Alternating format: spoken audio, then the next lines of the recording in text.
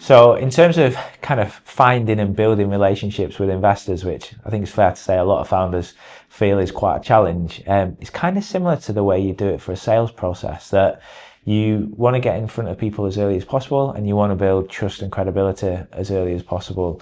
It's really difficult, right? Founders want more engagement from investors, and investors are saying, actually, I'm so busy anyway that it's really difficult for me to give every founder the time that they would need to. The kind of way of circumventing that is just be someone that investors actually want to have a chat with. Be a nice person, be personable, be interesting.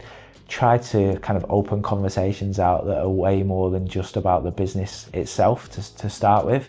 You know, the worst type of outreach you can do as a founder is just completely cold. Here's my pitch deck. I'm raising 100K. Do you want to invest? The round closes tomorrow. You're just going to kind of scare someone there and push them back into a very quick, no, this isn't for us. But I think if you can think about that fundraising process, which in this climate, fundraising rounds taking more often than not 3 to 6 months, maybe towards the earlier end of that for the kind of pre-seed market, but yeah, 3 to 6 for sort of seed and Series A businesses. So you almost need to come even further back than that, which is how do I get in front of investors? How do I build that relationship early? Anything that you can do to stand out different to the crowd. You know, investors might receive 1,000 pitch decks a year, and that's not an exaggeration. So, you know, 20 pitch decks a week. They've got their portfolio company boards to go to. They've got their internal meetings. They've got the deals that they're doing, all that other stuff, and then they've got to find a way to kind of wedge the pitch decks in there. So the first bit they're going to use as a proxy is it a founder I know already? Is it someone I've met before? Is their outreach a little bit different, a bit more edgy than everybody else's? And, you know, do I think this is someone that I want to spend a bit of time with? So if you can meet founders face to face at events, that's great.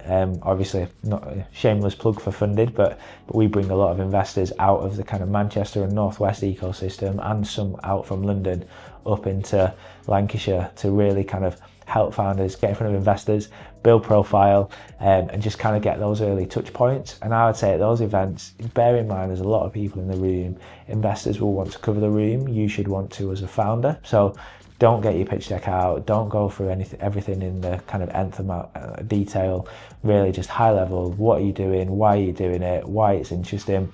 And then try and get some kind of call to action for a follow-up meeting, or I'll share the pitch deck, or whatever it may be afterwards. But just kind of try and build a bit of rapport with that investor in the same way as you would if you was at an industry event and you was trying to build a relationship with prospects. So that's the first one. If you can't do that, then then cold outreach, introductions are probably your best bet if you've got a network that can facilitate that. Then you're probably into cold outreach, and what I would say is less is more to some extent. So you need to be reaching out to probably a minimum of 30 or 40 investors to close a round in this environment. But what you don't want to be doing is reaching out to 300, 400 investors with generic, non-tailored outreach. Try and keep it niche, try and find a hook. A lot of investors now are quite active on socials, so you can usually find something that they've talked about and engage with that. Their portfolios are usually on their website, so that could be another hook. So you want your kind of generic, you know, this is what we do as a business, this is kind of the problem that we're solving. But then the first bit, that kind of opener, should be, hey, I saw this that you posted, or hey, I've seen your portfolio companies in a similar space to us, they've just gone on and raised another round. Just try and be as personable as possible, build those relationships early, continue to nurture them. Find out from an investor, once you've kind of had that early touch point, how they want to re-engage. So some people quite like to get investor newsletters, some people like emails that go out monthly, quarterly, some people are crazy enough to like them weekly, but try and find out what they want, what their cadence is, how they want to re-engage, and then try and get that kind of in the diary ahead of time.